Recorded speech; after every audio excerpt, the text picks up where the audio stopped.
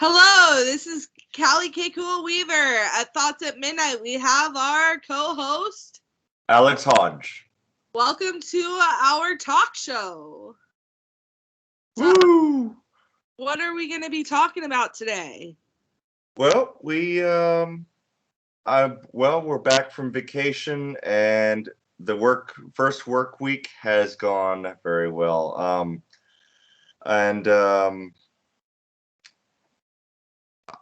I got probably close to 50 hours this week.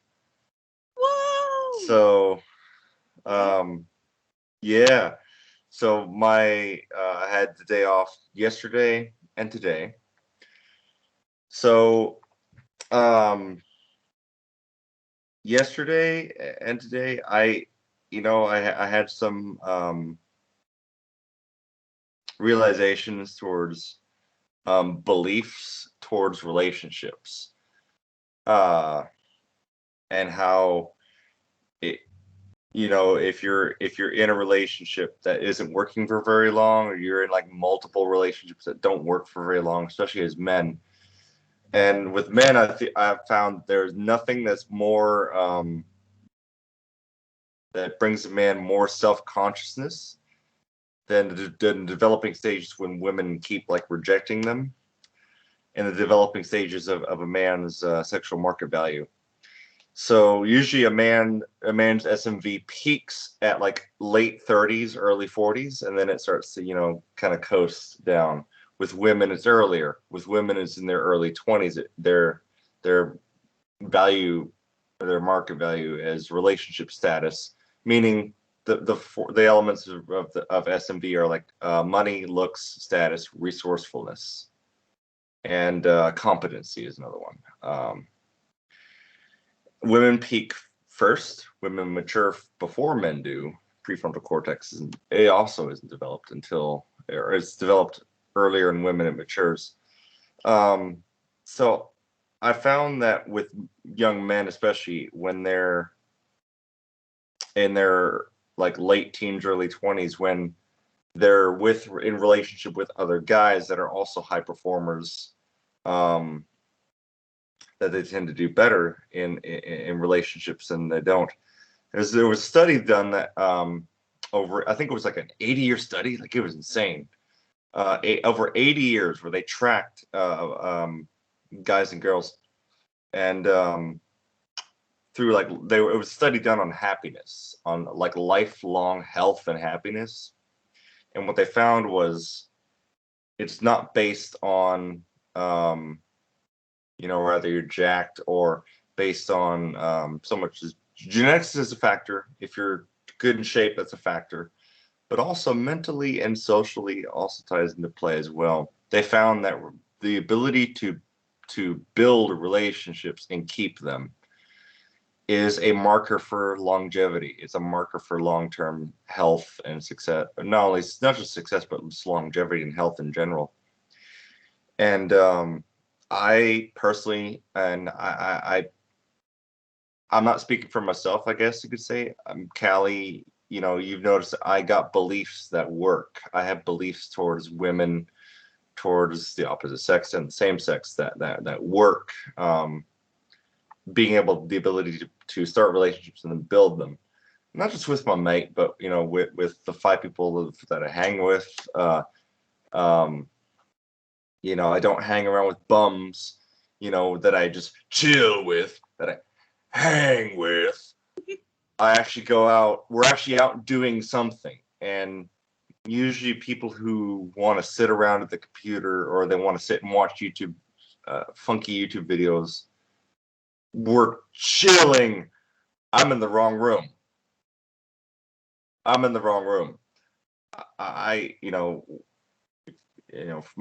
average of my 5 friends, we go out and do stuff. Like Josh, we jumped out of a plane. My buddy Chris, we flew a plane last 2020. Another friend of mine, we go skiing. We're out doing something. We're also not really joking around and having all these masks on, a false belief where we're joking around so much that they can't take us seriously. No, my words have merit. My words have merit because I don't play with them. Meaning, so like what I say, at least I'm reassured that it can be taken seriously then. So, with that actually brings me up to something that I kind of wanted to talk about a little bit. Yeah. So, when it comes to people who do joke around all the time, who, you know what I'm talking about, the insecurity, the being young, like, I know almost everyone has a friend that's like that, and You know the old phrase, we all have that one friend. yes. And we don't know in some frame of time that we don't know that it could be me. It could be you. It could be, But we've also all done it. We kind of all been there as well. Consider that. We all that one guy.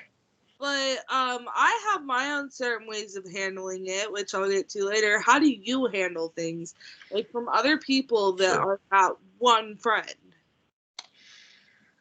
For me, it's a little frustrating sometimes because it's hard to rely on what they say. Sometimes, but also I take great. I do take some good feeling of hanging around them because like that one friend, that one guy, like they had one job, but he um it I think you could say it makes me stay humble because knowing that I was once like that. Or there might have been a time where I was like that. Or there may come a time where I might be that one friend. So definitely it humbles me to see that one friend because and you know and the difference in values between people may be different. Like I may be that one friend to somebody. Um,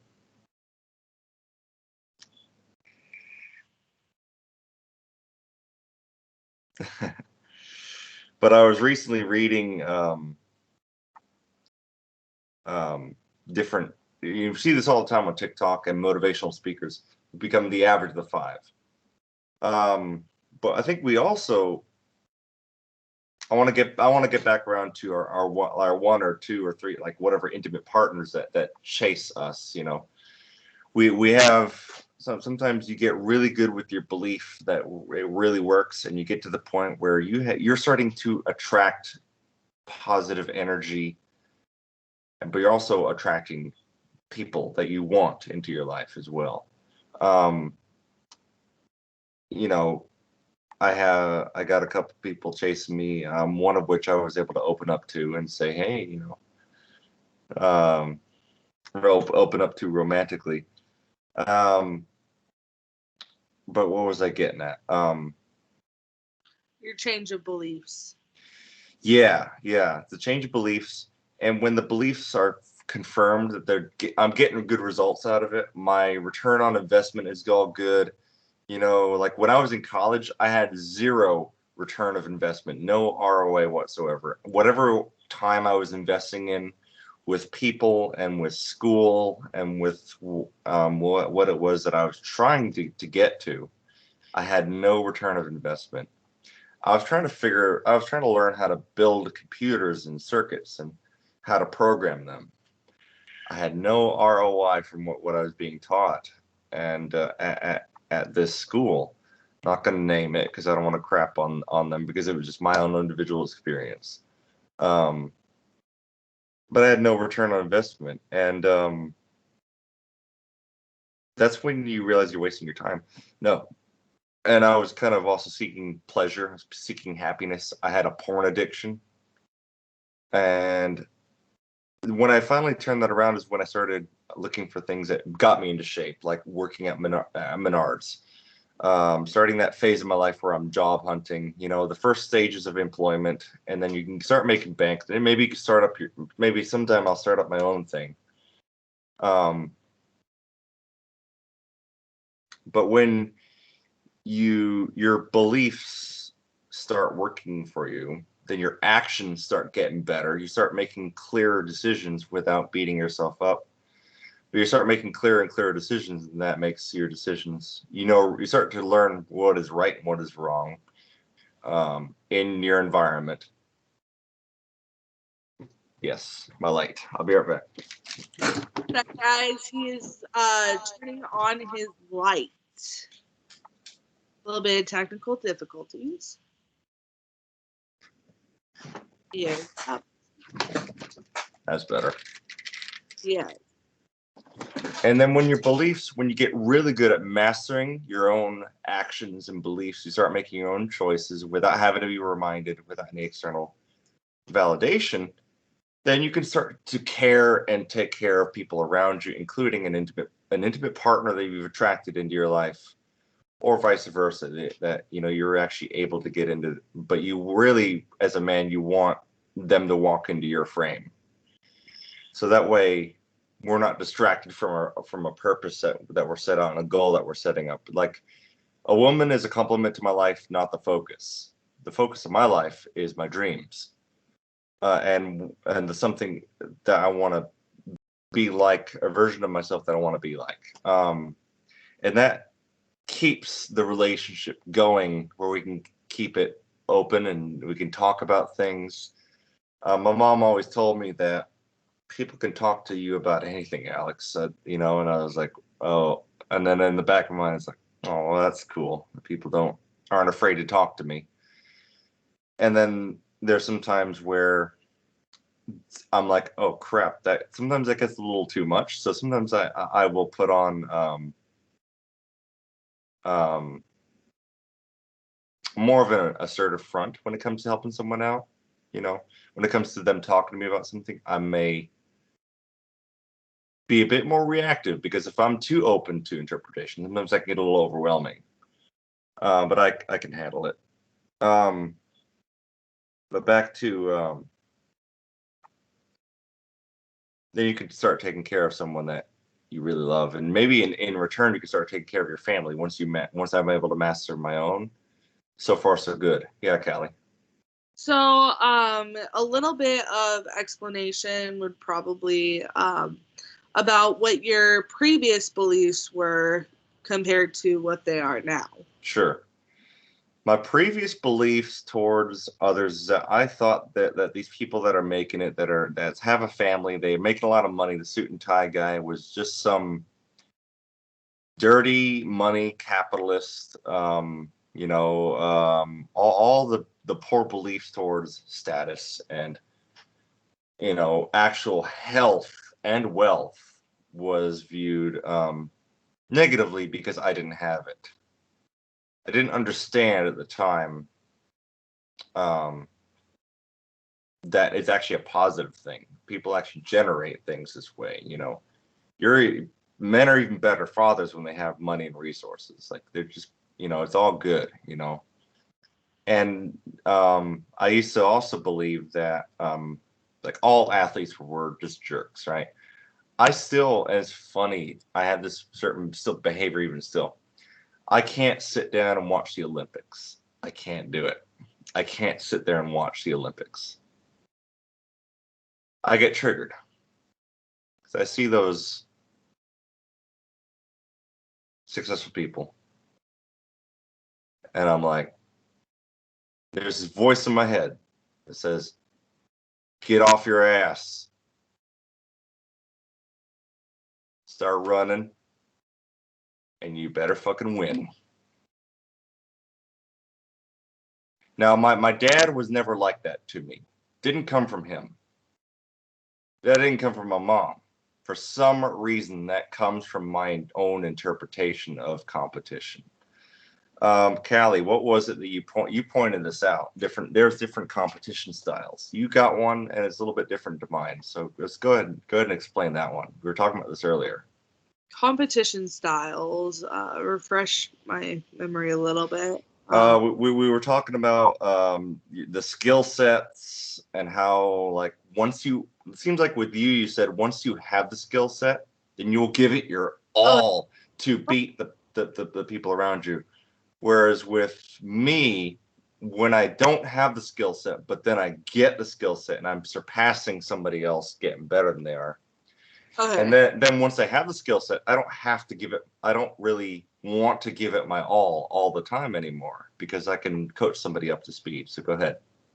Okay, so what we were talking about the other day was we were going into depth and detail about our competition styles, and I noticed that with his competition style, it's more of a learning type of, a little bit of jealousy there, but mainly learning. If he doesn't know how to do something that he is interested in, he'll work and work and work and work on it till he gets either at someone's level or above their level. Above. And since he's good at it and he's confident within himself, he'll step back and Yeah. So because then I'm like, okay, by all means, kick my ass, because that's what got me here. my style is when somebody it's based on what I'm good at already. So I am a very, very good swimmer, which will lead into another topic in a minute. I am a very good swimmer. So when I want to compete with someone, it's doing something I'm good at. So we'll go swim and I will push it to my 110, 120%. Alex has actually seen this when we went to the dunes a while ago. Yeah. And with me, if I were to do that right away, I would have stopped about halfway up at the time, right? See, and my thing is doing incrementally. Like I can when I first starting to lose the weight, I was kind of just walking, doing walks, little runs here and there on a flat surface, but I was working, pushing myself a little bit past where my comfort level incrementally. Callie, you've walked before like this in the sand. You used to live in Hawaii. But not she gave it her all, even So that was halfway up. I was already starting to get out of breath. I'm a smoker, so my lungs weren't doing very well. A little dizzy. I made it all the way to the top. That was incredible, and the way that you handled that. And then we got. Do you remember the joke I made? Which one? Where it's like, I'm following. Oh, is this the one? I'm calling timber. You better run. You better run. No, when I ran. I was like, ah! I was wondering if this was about the coat. Oh yeah. You left your coat in the car. We were up there and it was really, really cold. The wind was blowing, sand was blowing. It was really painful on my skin. It just kept whipping at me. It was early spring. After about maybe it was 45 minutes to an hour of us doing that and then coming back down. Right. We get about maybe 75% down off of that dune, and I'm like, and I left my coat in the car, and you're like, what? You had your coat this whole time?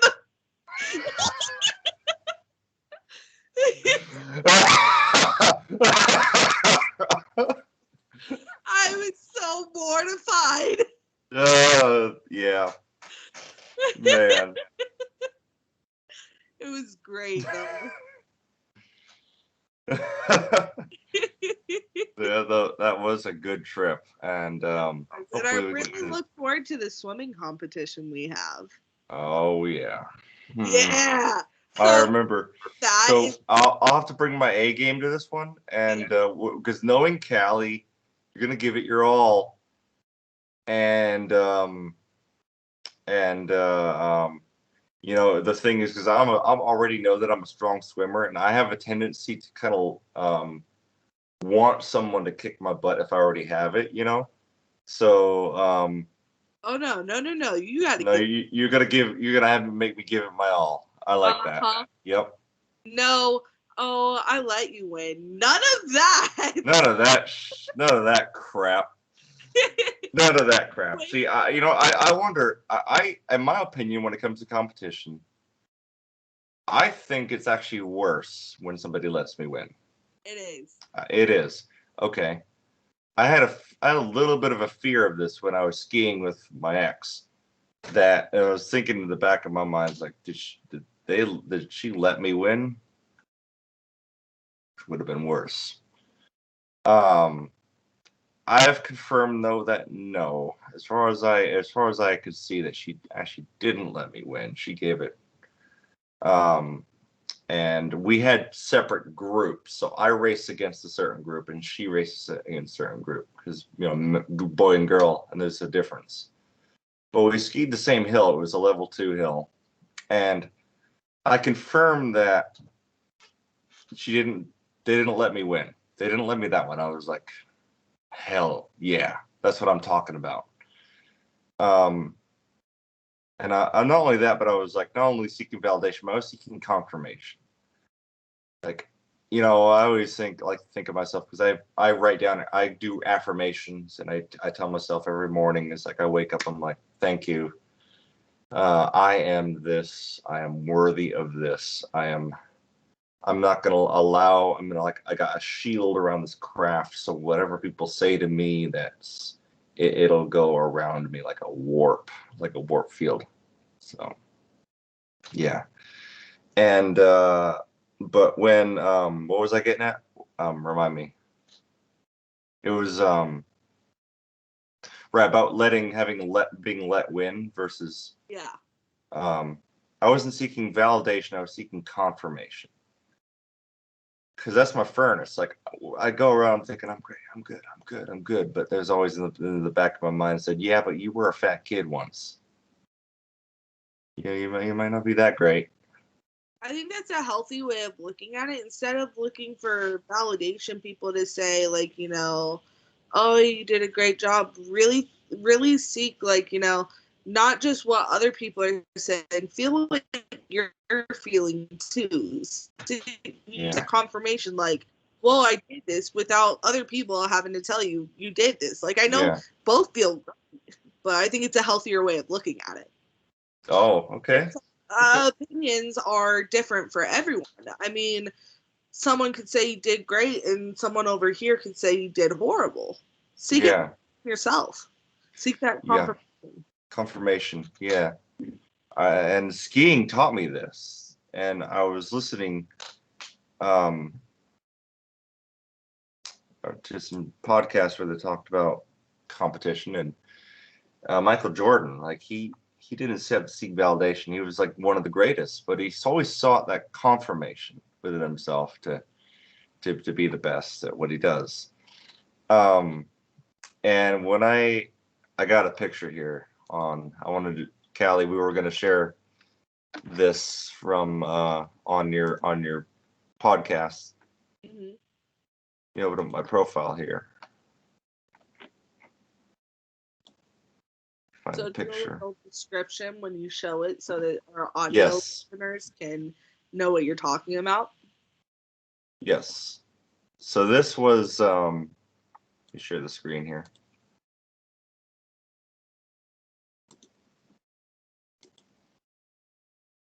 You see this? I see myself. Yes. Okay, audio. Yes. So what we're looking at here is that I'm standing. We're in all our snow gear. We got our ski on. This is at the top of the hill of at a ski resort that we went to, and I'm standing on the left, and a good buddy of mine, Hunter, standing on my right. And we're holding our poles up like, yeah, cheers, and that was after I won gold medal for Olympic skiing up at Shush Mountain. And this picture here, another picture, my mom and dad and I were celebrating at Buffalo Wild Wings, and right there I'm holding up a gold medal from that, and that was confirmation that I can look back at this and say, I did this. I overcame the feeling of inadequacy when it comes to a skill set. And people might say, "Oh, I've been told, oh, it's just skiing. It's just skiing. I mean, it's okay, Bugs. It's just skiing. It's just, It's not it is. skiing though.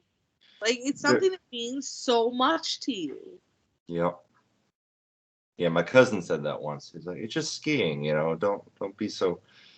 That is I can't just not be so.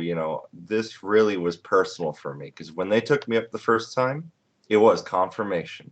Yes. yes. That's why you need to seek confirmation from yourself and not validation from others, because to one person it's different from what it is to you or this other person. Exactly. And that this I also was confirmed that I wasn't let win this. Because I found with my opponents that they found out that I learned this in only 2 seasons, if not 1 season. I was already skiing parallel. And I found out from some of my opponents that they were even getting a little bit little insecure about what they can do. Some of them were, including they were getting a little bit like I was like, and then I was like, holy cow, I've been there too. Like I feel what they're feeling, but I've already won that battle within myself. You're still sharing the screen. Am I okay? How do I? There we go. There we go. So, but there was, I know this sounds, and it's wrong, but them having some insecurity about like, holy cow, this guy got it. Like, holy cow, this guy, what am I doing then? How am I not doing this? That was also confirmation for me. Like it wasn't just validation. Like, oh, I'm good. No, that was confirmation. It's like Being able to hear that speak. Yeah, that's a relief. Yeah. It's the same thing as like hearing, overhearing a conversation of like someone who means a lot to you and someone else. They're telling them about it, like Yeah. Dad used to do that. No, my dad actually just recently did that with my with my podcasting and my websites. He was explaining to me a conversation he had with my grandpa, saying like, Oh. they were talking about how anything I set my mind to, I got it done. Whether it's good or bad, I can do it, and it just felt so good to hear that. Mm-hmm. It works to a degree. We're very creative. We're creative. That's a part of creativity that I haven't lost, even though we haven't lost. And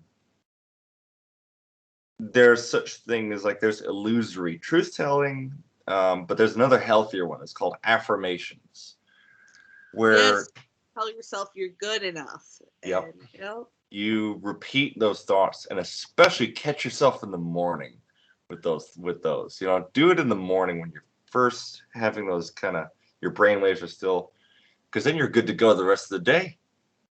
That also helps with people who have a negative self-image. Being able to get up in the morning, look at yourself in the mirror, think, I am pretty, I am beautiful, I'm handsome, Mm-hmm. I'm me. And Yeah, being able to, affirmations go a very long way. they No matter what. really they really do. And I think it was 5, 6 years ago, I had a dream that literally was an affirmation. I had a dream one time where um, I had a certain self-image of mine, right? And what's really strange about it, even, and it's awesome yet it's strange at the same time. The dream that I had, what I had looked like in because I think what was I doing? I was at some kind of like party or something, right? But I looked because I used to have I used to have a double chin. I had breasts, actual, and I'm actually open to sharing this on the podcast. I had actual breast tissue in there. Not, it wasn't confirmed by a doctor, but I just know I had gynecomastia. My belly was out, and I remember having this dream before going to bed. I had this dream where I was at some kind of party, and I remember I was sitting and kind of like this, and I was like, but what's really strange is that in the dream I looked like this. I had no double chin, and I was a little bit, I guess you could say, um, unbelievable, right? I had this dream where, and I think it was outside some kind of like center for a celebration or something, and I just remember um, someone took a picture of us, and they showed me on their phone, and in the dream I looked like this. I had and then I woke up that morning, and I think that was the first time I heard of I thought, well, I better get to work. So I started running. This is before I got hired at Menards. And that's when I realized, like, wait a minute. Oh, I can run half a mile. I'm okay. So then I walked the rest of the way home. I started applying here and there. I signed up for Benchmark.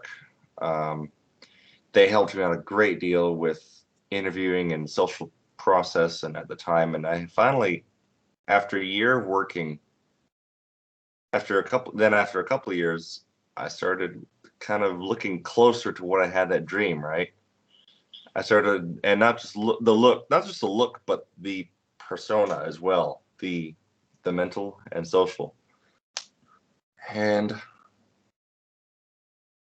I was at Logan Center. I was sitting outside with Justin, and I think, if I remember right, I had a picture taken. I looked at that picture. I was like, holy cow, this looks like what I had in the dream. Because I had this coming in. Didn't have the house yet, but physically I was a lot healthier. But you ever had that dream where you're dreaming your ideal? Finally, like you seem like you're getting closer to that ideal. You're getting close to that ideal that you probably dreamed up, right? My ideal is not about myself because I'm comfortable, the way I am. It's Yeah. more I have this reoccurring dream over and over and over again, multiple times a month. And this has been going on for years, where I'm getting on a plane and going to Hawaii, but I never make it to Hawaii, and there's always something that happens wrong. Like either I get locked out of the airport, or it is just really cool because I take that dream to be significant enough to tell me, am I on the right path? If I'm on the right path, I get closer to Hawaii. Okay. Not on the right path in real life, then I get farther and I get stuck somewhere. So Sure. it's the mental way my brain processes. Am I on the right path in real life, or am I going downhill? Oh, that's cool. You can kind of use that as a reference point Yeah. then to how you're doing. Halfway to Hawaii, so I know I'm on the right path. There you go. Okay. That's interesting. So it's like your dreams are telling you enough where you can use that as a reference point as to how you're actually doing. That's interesting. Did you know that the reason we dream is because our subconscious is trying to tell us something? Mm-hmm. That? Yep. I figured that one. Yeah. Mm-hmm. And it's kind of cool how our brains can keep mental tabs on whether we're going the right direction or not, and be able to form that into a whole picture, a whole scenario. Yep. I find it really cool. We were speaking of dreams, we were talking earlier today about lucid dreaming, where you can control every aspect of the dream, which is really cool. Lucid dreaming, and there's certain things that you can actually do to induce a lucid dream. I think if you know your sleep pattern well enough, and you wake up during, I think if you set an alarm like 2 or 3, but then you fall right back asleep, you can actually more likely be able to have a lucid dream. That's a trick you can do. I had dreams like that too sometimes where I'm very, very careful with, trying to induce dreams or not, because I don't want to have a lucid dream and have it be a nightmare. Because you still get nightmares. Yeah, and I would freak out waking up. So I'd rather not have the good, just not to have to deal with the bad.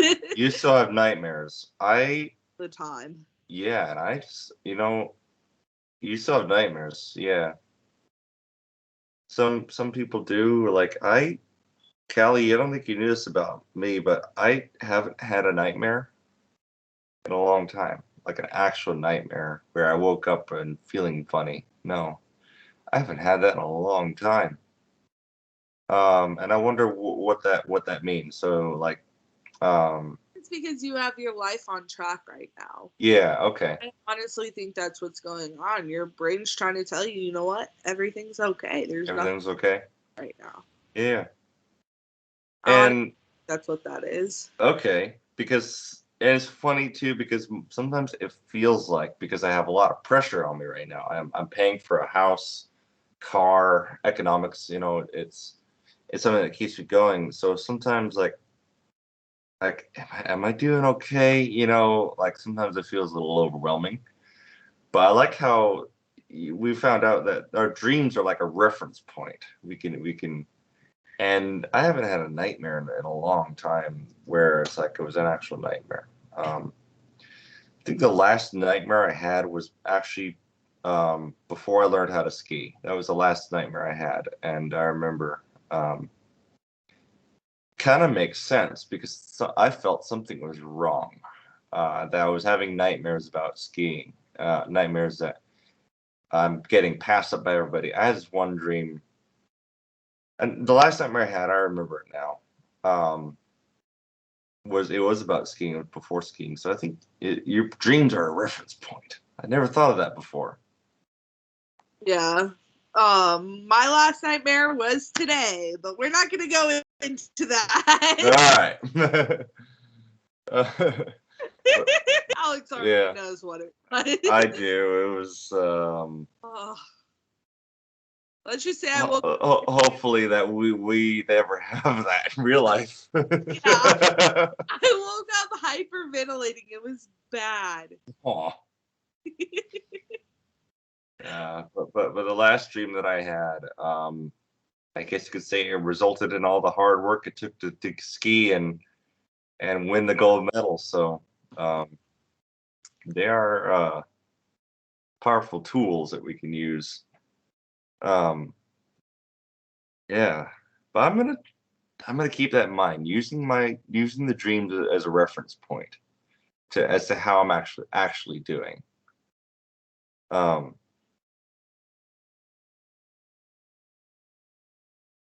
But what about like when you're awake?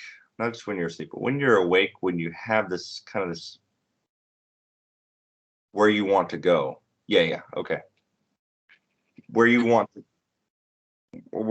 to go, like how do you want to retire? Like not only like retire as I mean like stop what you're doing and whatever, but no, I mean like what do you want to do when you grow up, right? And not only occupation, but mine is a nice spot in Colorado, nothing fancy, nothing expensive, house, big field. That's going to be a bit of an expense. Large field, almost like a little airstrip. I got my ultralight in the garage and my car.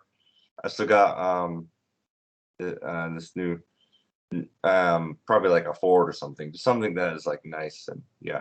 Okay. I want to do when I retire. Yes. To Japan. Oh man. Yes. Yeah, imagine really? All Kit Kat bars. Give me a break. Or that Kit Kat bar. Give me a break. Wow, there you go. There's a lot of they're probably familiar with the culture and everything quite well. Yeah. So yeah. Different culture, different etiquette, manners, economic, they don't tip at Japan. It's not like here. Stuff like that. So, okay. I also learned that in Japan, correct me in the audience if I'm wrong about this, but I did learn from a few YouTube videos that sometimes in Japan, if somebody is uncomfortable, they'll smile. And that shows other people that, I'm uncomfortable, and it's kind of, I like it though. Yeah. Kind of nonverbal cue. And it's different there than it is Yeah. here. The nonverbal cues are different there. Yeah. Okay. Huh. That'd be so cool though. Yeah. Maybe a little expensive, but who knows, But yeah, I just want to move inland, away from the cities, less expense, and free. I like to be free. Okay, well, we're gonna go ahead and wrap up here. We are going to be doing another talk show next Monday, so we will be seeing you guys later. I'm Callie Kekua Weaver and co-host Alex Hodge. Have a great day, everyone. All right. Have a good night. Take care. Bye. Bye.